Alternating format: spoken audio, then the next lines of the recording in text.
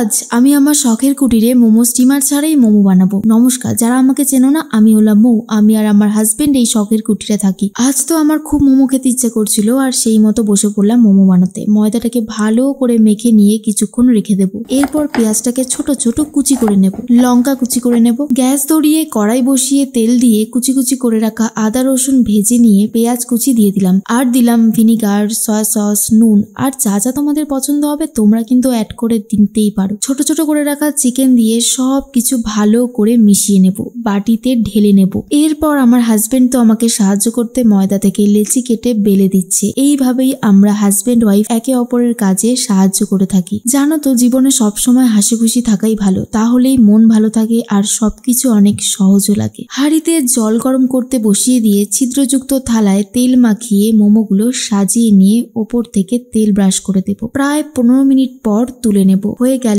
কত সুন্দর চিকেন মোমো, আর এটা খেতে জাস্ট ওয়াও।